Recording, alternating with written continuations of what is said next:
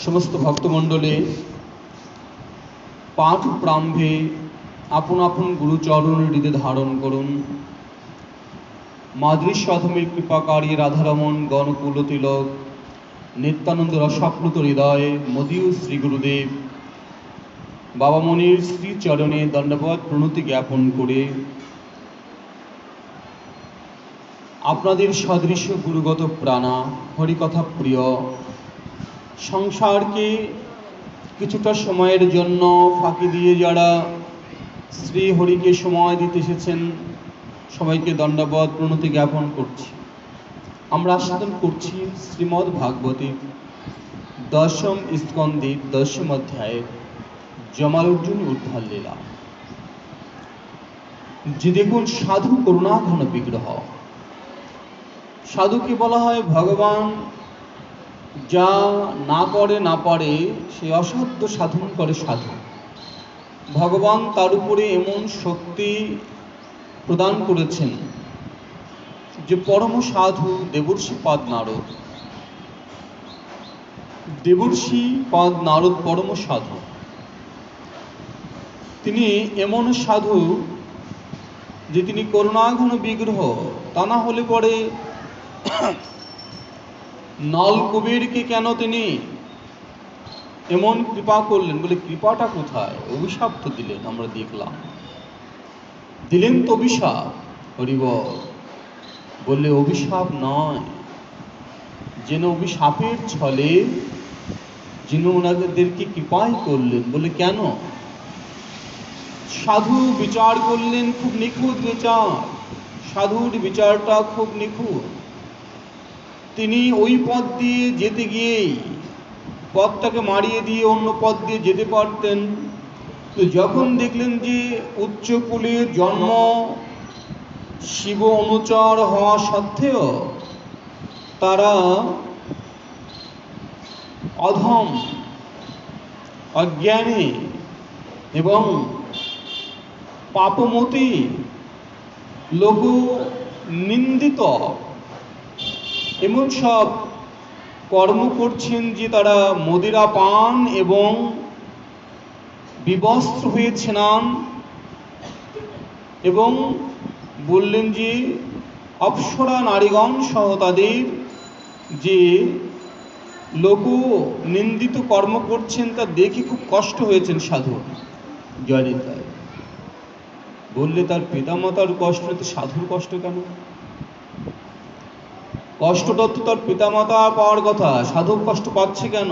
জয়নিতাই বললে সাধক কষ্ট পাচ্ছেন এ কারণে যে উচ্চকুলে জন্মগ্রহণ করার পরেও তুমি ভগবত ভজন করলে না। তুমি শিব অনুচর দেবাদিদেব মহাদেব পরম বৈষ্ণব শম্ভুনাং পরম বৈষ্ণবানাং এমন যে মহৎ ব্যক্তির সঙ্গ করার পরেও তোমার ভিতরে কেন এমন সংকীর্ণতা জাগ্রত হবে? তাহলে তো তুমি মহৎ সঙ্গ তোমার হয়নি।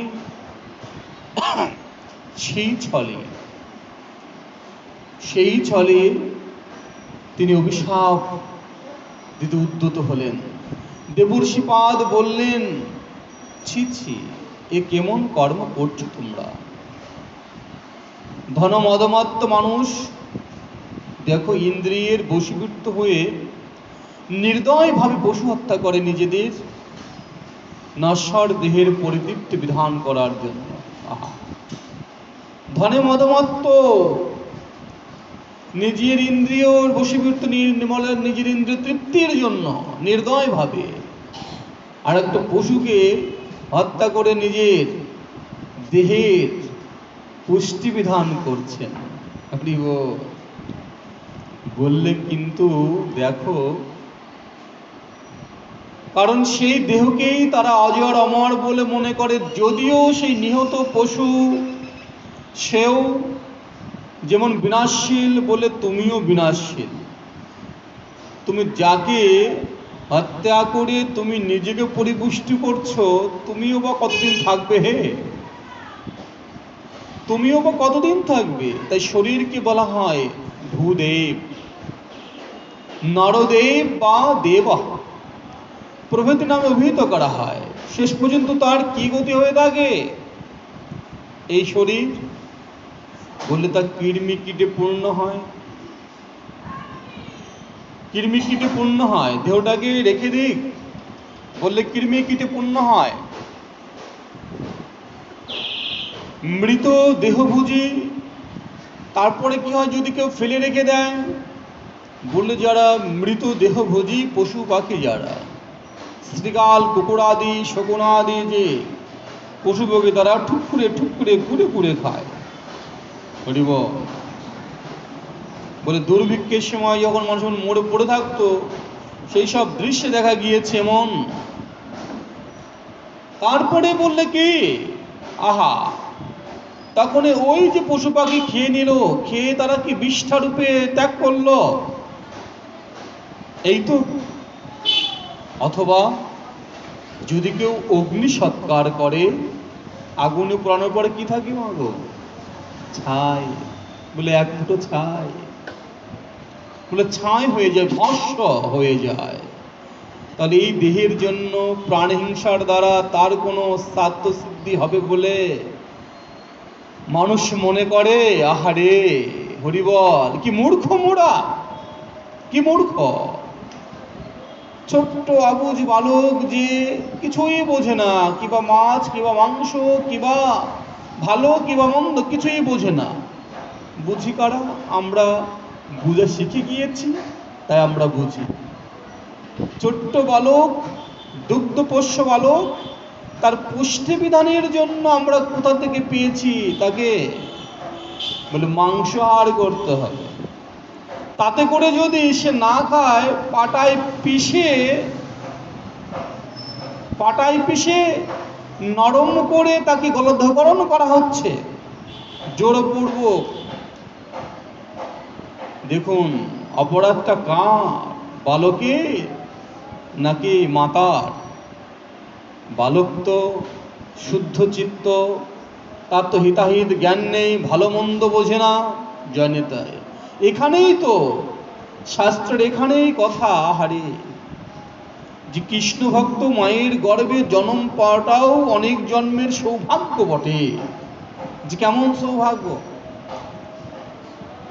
যে আমাদের গুরু ভগ্নী, ওনারা পরিবার ধরে সবাই প্রসাদ বুঝে। যারা পুরানো শ্রোতা আছেন তারা জানতেন, এখানে এসে বসতেন, কালো করে এক দিদি বসতেন, ব্যাংকার ওয়াইফ এখানে বসতেন, ইন্ডিয়া চলে গেছেন। পুরো পরিবারটাই ওনারা প্রসাদ বুঝে। এখন তার একটাই মেয়ে জামাইকে তারা উপরে রেখে না নিচে থাকেন। এখন নাতি ছেলে হয়েছে, এখন পুষ্টির জন্য কি করা যাবে? তারা তো খায় নিরামিষ প্রসাদ।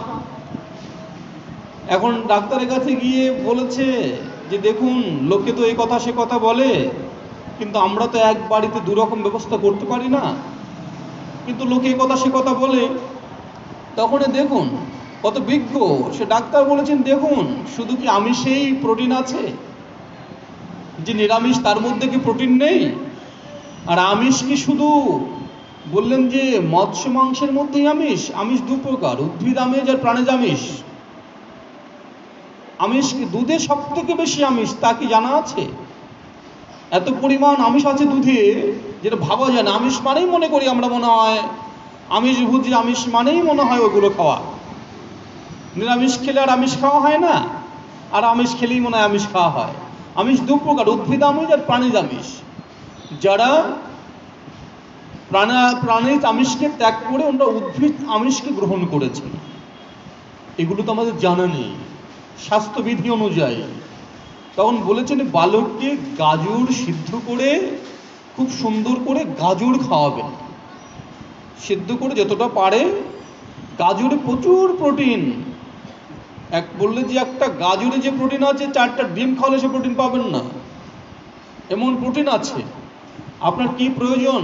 অন্য কেউ ডিম খাইয়ে পুষ্টি দিচ্ছে, আপনি গাজরটা সিদ্ধ করে সুন্দর করে খান, রুচিকর করে খান, দেখবেন যে তার থেকে অধিক পুষ্টিটা সে পাবে। পুষ্টি নিয়ে তো কথা। জয়নিতাই মাগো। কারণ এই দেহকে সুস্থ রাখতে পারি আমরা দুভাবে।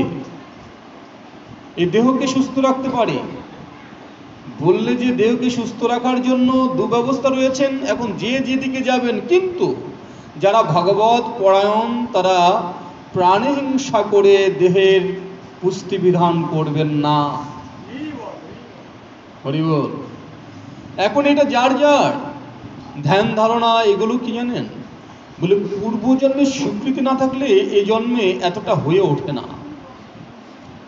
এটাও পূর্বজন্মের স্বীকৃতি যে আপনারা এই যে হরি কথা শুনছেন, ভাগবত কথা শুনছেন, এটা এ জন্মের প্রাপ্তি নয়, পূর্বজন্মের স্বীকৃতি, পিতামাতার আশীর্বাদ, এমন সঙ্গ পেয়েছেন। তাই কতজন সঙ্গ পেয়েও তাহারায় অশ্রদ্ধায় তারা সঙ্গ করে না। বললে যে এই দেহ প্রকৃতপক্ষে বলো কার সম্পত্তি? নলকূপেরকে বলছে, বলো এই দেহ প্রকৃতপক্ষে কার সম্পত্তি? তুমি বলবে এ কি অন্নদাতা অথবা গর্ভধারণকারী গর্ভাদানকারী পিতা, অন্নদাতা পিতা, গর্ভাদানকারী পিতা, অথবা এটি কি 9 মাস গর্ভে ধারণকারী জননী, কিংবা তারও জন্মদাতা পিতা অর্থাৎ মাতামহে? বলো কি তত্ত্বজ্ঞানটা নারদ সাধু তো হরিব, কি তত্ত্বজ্ঞান প্রদান করছেন। জয় জয় নিতাই গৌর সীতানাথ, প্রেমানন্দ নিতাই গৌর হরি।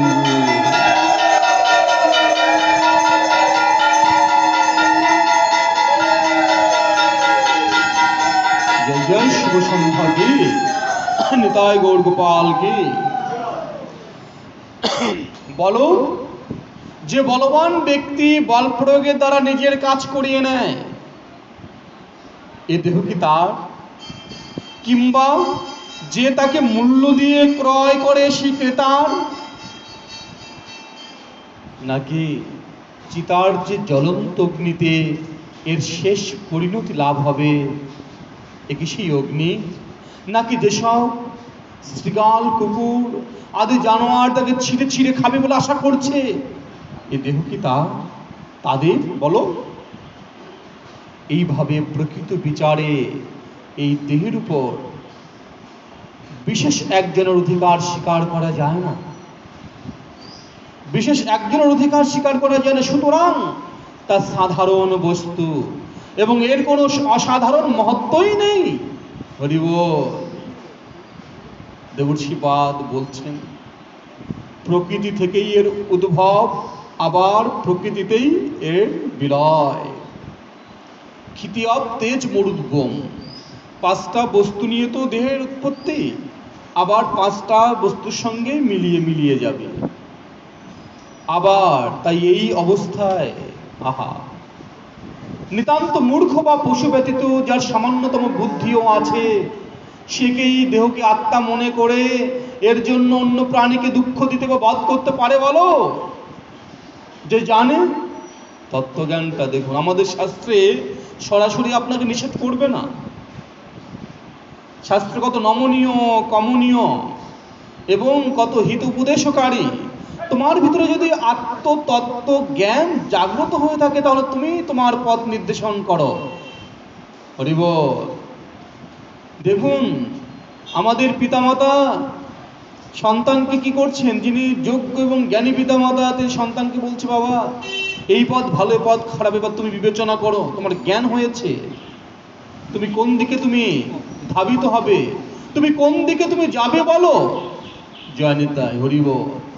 এই যে জ্ঞানটা, তাই আমাদের শাস্ত্র সরাসরি বলছে না আপনি কি আহার করবেন কি আহার করবেন না, এমন কিন্তু বললে যে এই জ্ঞানটা প্রদান করছেন। হরি বল। কারণ আমরা সবাই জানি, আমরা জ্ঞানী, আমরা বুঝি, আমরা জানি, আমরা সংসার পরিচালনা করি, আমরা নিজেদেরকে পরিচালনা করি।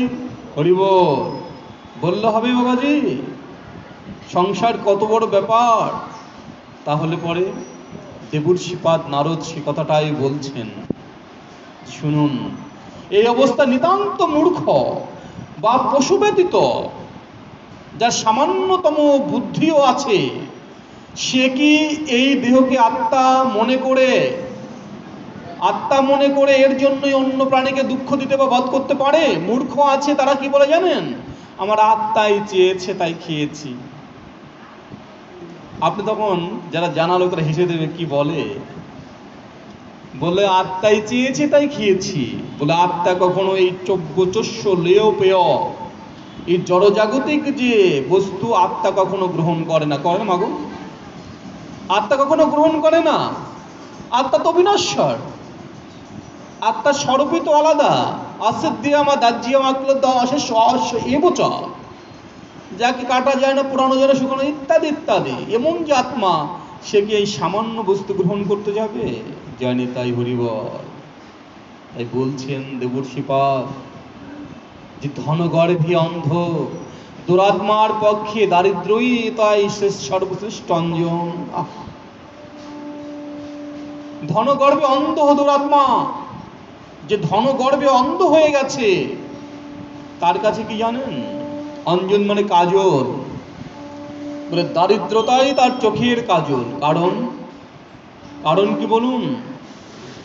বললে যে এক সময় বলতে চোখে কাজল দিলে চোখ ভালো থাকে, বলতো না মেয়েরা? চোখের জ্যোতি বাড়ে, ডাক্তাররা নিষেধ করেছে আর কি, যে চোখের জ্যোতি বাড়ে এবং রোগ নিরাময়কারী, এমন বলতো। তাই ধনী ব্যক্তির যে ধন গর্ভ, যদি সে দরিদ্র হয়ে যায়, তখন সে বুঝতে পারবে যে প্রকৃত দারিদ্রতার কষ্টটা কি। কারণ দরিদ্র ব্যক্তি নিজে কষ্ট ভোগ করে বলে সর্বভূতের ব্যথা বেদনা নিজের অনুভবের সঙ্গে মিলিয়ে নেয়। সব কিছু মিলিয়ে নিয়ে কি করে? সহমর্মিতা বোধ করে। যে কোনো দিন নিজে মানে 50 কেজি মাথায় নিয়ে দেখেনি, সে তো বুঝবে না যে ওর কতটা কেমন ভার আর কেমন কি। হরিবল। ধনী ব্যক্তি 50 কেজি নিয়ে যেতে বলেছেন, সেখানে কাদায় পড়ে গিয়ে মাথা থেকে পড়ে গিয়েছে। চোখে দেখিস না নাকি? দেখে যেতে পারিস না? আর পাশে যে রিক্সাওয়ালা ছিল, সে দৌড়ে এসেছে, ভাই পড়ে গেছো, আমি ধরে দিচ্ছি তোমাকে, উঠাও উঠাও, ধরে দিচ্ছি। বলে কেন? ও দরিদ্র, ও দরিদ্র। তাই বুঝতে পেরেছি ওর ভার কতটা, আর সে তো কোনোদিন ভার বুঝতে পারেনি। হরিব। গতকাল পাঠ আস্বাদন করলাম না, যে কোনোদিন না খেয়ে থাকেনি, সে তো না খাওয়ার বেদনা বুঝবে না। আগেকার ঠাকুমারা তারা বলতো যে মাগো একটা ভাত নষ্ট করো না, ভাতের যে কি কষ্ট তা আমরা জেনেছি, তোমরা তো আর দেখোনি ভাতের কষ্ট। হরিবল। এমন করে যারা প্রাচীন ব্যক্তি তাদের মুখে শুনেছি, দেখো দেখি একটা ভাতে কি আসে যায়, বলে একটা একটা করেই অনেক হয়। জয় নিতাই হরিবল। বললে তাই যার দেহে অন্তত একবারও কণ্ঠকে বিদ্ধ হয়েছে, সে অপরের সেই কষ্ট হোক তা চায় না। কাটা বিঁধেছে যার, সে চায় না যে অপরের কষ্ট হোক। কারণ সেই ব্যথা এবং তার থেকে উৎপন্ন অন্যান্য রোগাদি বিকার সে নিজে ভোগ করেছে বলে জানে সকল জীবেরই একই রকম কষ্ট হবে। মাগো। কিন্তু যে ব্যক্তির অঙ্গে কখনো কণ্টক বিদ্ধ হয়নি, কাঁটা বেঁধেনি, তার পক্ষে অন্যের যন্ত্রণা বোঝা সম্ভব কি? কখনোই বুঝবে না।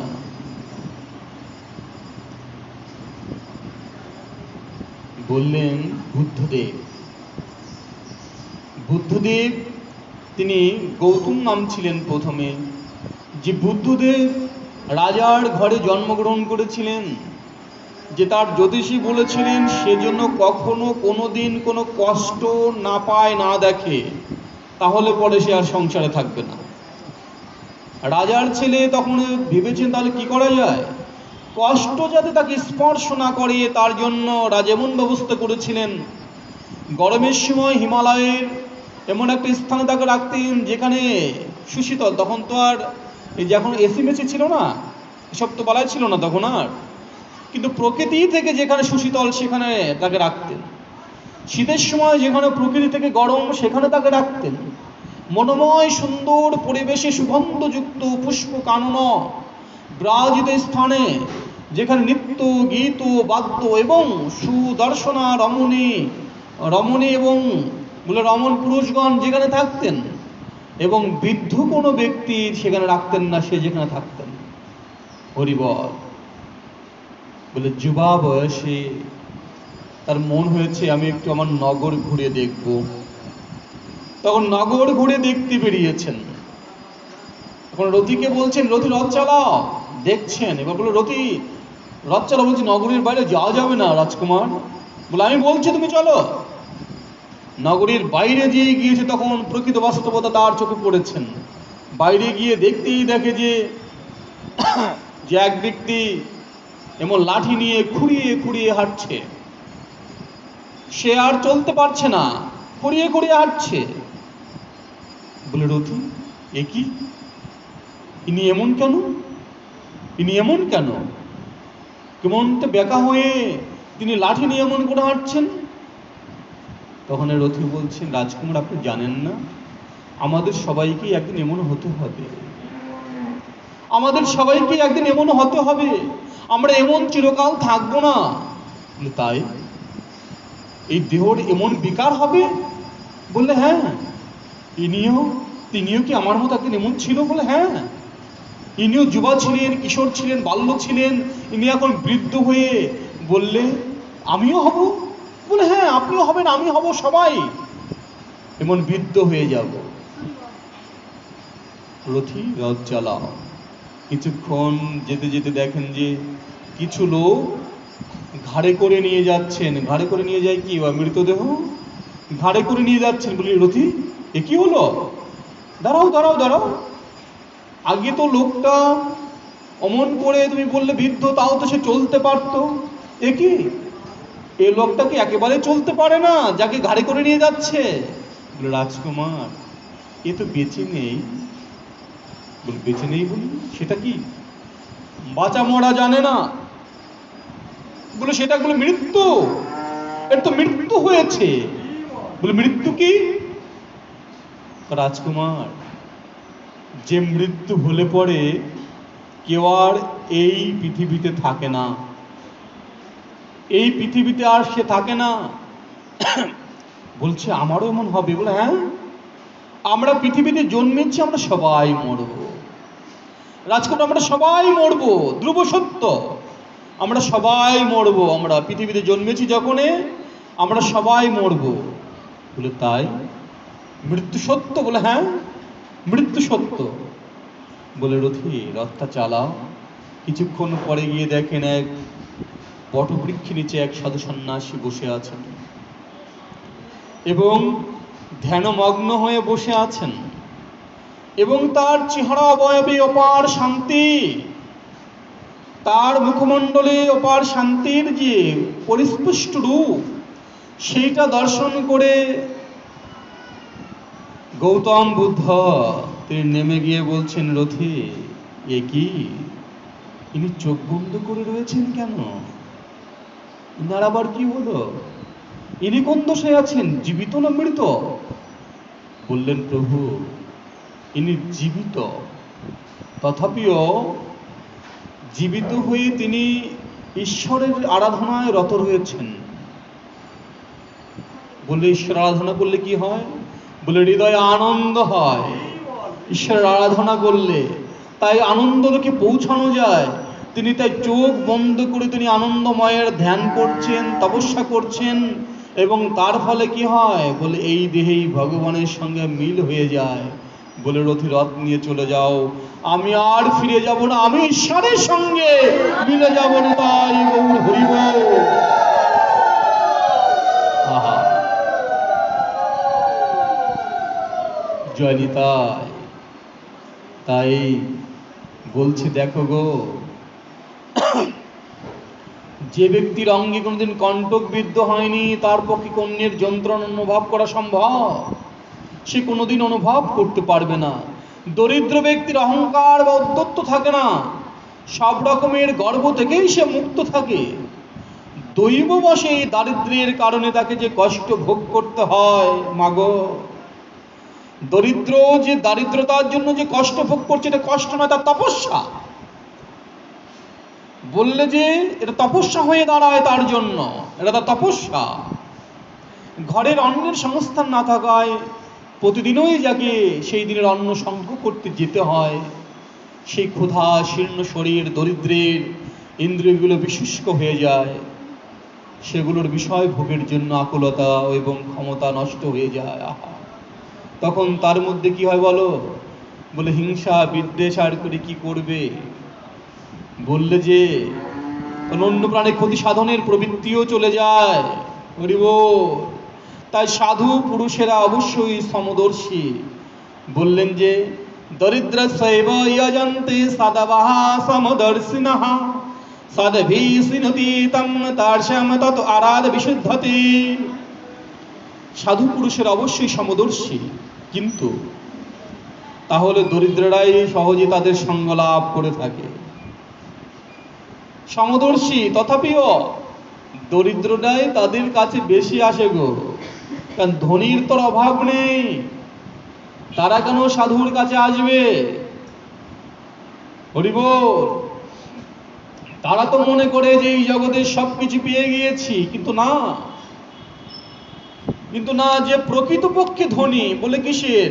যে ভক্তি ধন পাওয়ার লোভী, যে ভক্তি ধনে আগ্রহী, যিনি জেনেছেন যে জড়জাগতিক ধন ঐশ্বর্য ক্ষণিকের মাত্র, আমার জীবদ্দশাতেও আমার ধন আমায় ছেড়ে চলে যেতে পারেন। এমন দেখেছেন না আপনাদের চোখের সামনে কত ধনী ব্যক্তি দরিদ্র হয়ে গেল? অহরহ এমন দর্শন করেছেন।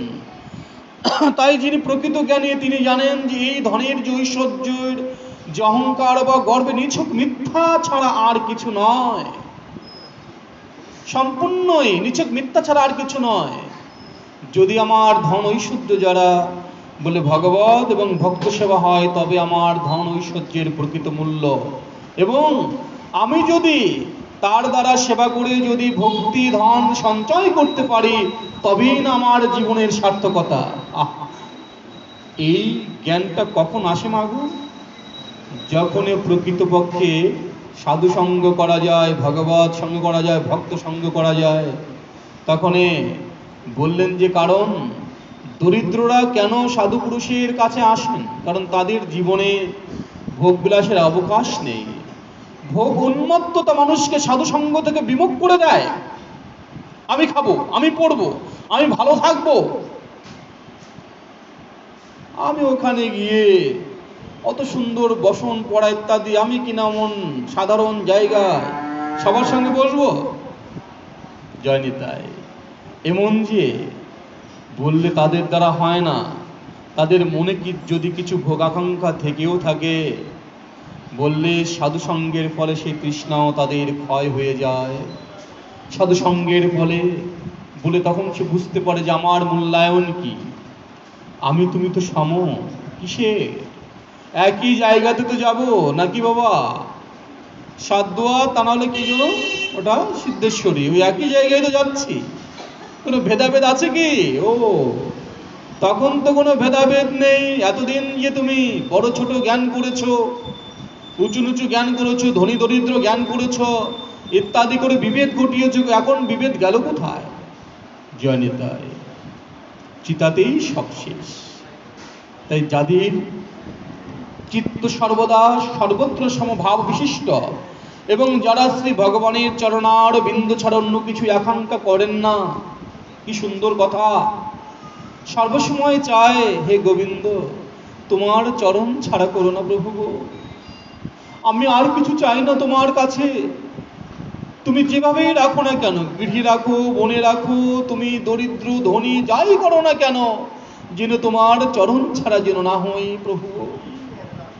করিব সেই মহাপুরুষগণের ধনগর্ভে উদ্ধত অসৎ ব্যক্তিদের আশ্রয় স্বরূপ দুর্জনদের সঙ্গে কি সম্পর্ক বা প্রয়োজন থাকতে পারে বলুন? তাদের কাছে এরূপ ব্যক্তিরা সম্পূর্ণরূপে উপেক্ষার পাত্র। উপেক্ষার পাত্র কারা? বলেন যে সাধু তাদের উপেক্ষা করেন যারা ভগবানের চরণারবিন্দ ভজন করেন না, আকাঙ্ক্ষা করেন না, ধনগর্ভে মত্ত থাকেন, নিজেই ভোগ বিলাসে মত্ত। জয়নিতাই।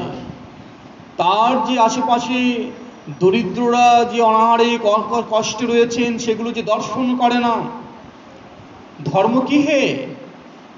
ভগবান তোমার সামর্থ্য দিয়েছেন, তুমি তার দ্বারা যদি মানব কল্যাণে যদি না নিজেকে নিয়োজিত না করো, বলে তোমার ধনের কোনো জীবন যাপন করার কোনো মানে নেই। জয়নিতাই হরিব। মাগো সত্য বলতে বললেন যে এমন জীবন করিহ গঠন, মরিব আমি কাঁদিবে ভুবন। আমরা সবাই মরে যাব, কিন্তু এমন কিছু কর্ম করে যেতে হবে, এমন কিছু কর্ম, সবার সঙ্গে সদ্ব্যবহার, সৎ কথা, সদালাপ, সবার সঙ্গে হৃদ্রতা। কি আছে জীবনের? কিছুই তো যাবে না। কিন্তু যখন আমি যাব তখন বলবো যে আহা, বেশ মনে আছে আপনাদের সে কথাটা, যে কে স্বর্গে যাবে আর কে নরকে যাবে। বলে স্বর্গে যাবে আর কে নরকে যাবে। সেই কাশিতে পণ্ডিত সেই পতিতার ঘরে গিয়ে পাশে গিয়ে শুনছেন যে বৃষ্টি পড়েছে, এক জায়গায় দাঁড়িয়ে রয়েছেন, শুনছেন যে সেই বারবণিতা বিদ্যা হয়ে গেছেন। এখন তো সে কাশিতে সে ধর্ম করছেন। তিনি বলছেন তার যে কাজের মেয়েকে, দেখ তো ওই মরাটা কোথায় যাচ্ছে, কাশিতে মরা যাচ্ছে, স্বর্গে না নরকে। কিছুক্ষণ পরে এসে বলছে মা ও নরকে যাচ্ছে। আবার কিছুক্ষণ পরে এসে বলছে ওই মরাটা স্বর্গে যাচ্ছে। বলে কি? পণ্ডিত বলে আমি এত পাণ্ডিত্য অর্জন করলাম, এত কিছু করলাম, আমি তো জানতে পারলাম না স্বর্গ কি আর নরক কি, এইভাবে যাচ্ছে, কি করে বলে যাচ্ছে স্বর্গে যাচ্ছে নরকে যাচ্ছে। জয়নিতাই হরিব। তখন বললে যে একটু বলুন না। বলে সে কি আপনি বুঝতে পারছেন না? ও যে পাড়ায় মারা গেল সে পাড়ার লোকে বলছে মরে গেছে না বাঁচা গেছে। কি দুষ্ট ছিল, কি অত্যাচারী ছিল, যে ও মরে গেছে না, আমাদের হাড়গোড় বেঁচেছে। বাবারে বাবা, একটা অসভ্য লোক ছিল। বললে আমরা যদি বিচার করে দিচ্ছি তাহলে কি নরকে যাচ্ছে? আর ওই ব্যক্তি মরে গেলে সেই পাড়ার লোক ধরে সবাই কান্না করছে আর বলছে আহারে, এমন একটা ভালো মানুষ ছিলেন আমাদের পাড়াতে, এমন একটা ভালো মানুষ ছিলেন, আর ভালো মানুষকে ঠাকুর নিয়ে গেলেন। কত ভালো ছিলেন, আমাদের কত উপকার করেছেন, আমাদের সুখে দুঃখে কাছে থাকতেন, ইত্যাদি ইত্যাদি বলেই যাচ্ছেন। বলে দেখো বাবা, সে কি সে স্বর্গে যাবে না নরকে যাবে? মা নরকে যাবে। ও দেখেছেন, আপনার বিচার করে দিচ্ছেন স্বর্গে যাবে। হরিবল। চিত্রগুপ্তর বিচারটা আমরা সহজ করে দিচ্ছি নাকি? তাহলে সে স্বর্গে যাবে। এমন যদি হয়, বলে এখান থেকেই তো আমাদের কর্ম করে যেতে হবে, যে স্বর্গে যাবে না নরকে যাবে, কে ভালো থাকবে আর কে মন্দ থাকবে। সবাই তো চলে যাব, কিন্তু বলে মরবে যদি 10 জন যদি তার জন্য কান্না না করে, বলে তাহলে কিসের জন্ম, কিসের কি হবে? এই ধন ঐশ্বর্য প্রতিপত্তি সমস্ত অহংকার দিয়ে কি হবে? জয়নিতাই, কোন অহংকার, সে বিদ্বান হোক, জ্ঞানী হোক, ধনী হোক, মানি হোক, কুলীন হোক, যাই হোক না কেন, বলে কোনো কিছুরই মূল্য নাই যদি কিনা আসে ভগবৎ সেবা, সাধু সেবা এবং মানব সেবায় যদি নিজেকে নিয়োজিত না করে। বললেন তাই দেবর্ষিপাদ নারদ বললেন যে দেখুন, সাধুরা তাদেরকে উপেক্ষা করেন যারা ভগবানের চরণারবিন্দ ভজন করেন না, যারা ধনগর্বে উদ্যত, যারা অসৎ ব্যক্তিদের আশ্রয় রূপ দুর্জনের সঙ্গ করেন, এবং যারা তাদের কাছে এরূপ ব্যক্তিরা বলেন সাধুর কাছে তারা উপেক্ষা। সাধু তাদেরকে এই যে এতক্ষণ যাবৎ ধনগর্বে মত্ত, কুবের তনয়, নাল এবং মণিগ্রীব, এবং তাদেরকে যে এতক্ষণ উপদেশ প্রদান করলেন, জয়নিতাই উপদেশ প্রদান করে তাদেরকে বলেন দেখুন, আমি তো আপনাদেরকে দিয়েছি, অভিশাপ তো দিয়েছি, যে আপনারা যে ধনগর্ভে অন্ধ হয়ে ইন্দ্রিয় পরতন্ত্রতা, স্ত্রীলাম্পট্যে মগ্ন হয়ে ঘোর অন্ধকারে আচ্ছন্ন হয়েছেন, আপনারা সঠিক কর্ম করেননি। কি সুন্দর এদের এমন শোচনীয় অবস্থা দেখে বাড়ি কুবের তনয় হওয়া সত্ত্বেও তারা যখন এমন করে বলে আপনারা বৃক্ষজনী লাভ করুন, বৃক্ষজনী লাভ করুন, বৃক্ষত্ব প্রাপ্ত, বৃক্ষজনী মানে বৃক্ষে মানে একটা গাছ পেয়ে যান, বৃক্ষজনী। এবং তখন তারা ক্ষমা চেয়েছেন সাধুর কাছে, আমার অনুগ্রহে আপনারা বৃক্ষজনী হবেন, তবে পূর্বস্মৃতি আপনাদের মনে থাকবে আপনারা কে ছিলেন। তার ফলে দিব্য শতবর্ষ কাটানোর পর ভগবান বাসুদেব যখন আসবেন, তার সান্নিধ্য যখন লাভ করবেন, তার চরণে পরাভক্তি লাভ করে পুনরায় স্বলোকে প্রত্যাবর্তন করবেন। নিতাই গৌর হরি হরি বল। বাহ! এই জন্য সাধুর অভিশাপ নয়, এজন্য সাধু অভিশাপ দিতে গিয়ে আশীর্বাদ করে ফেললেন। ভগবানের চরণ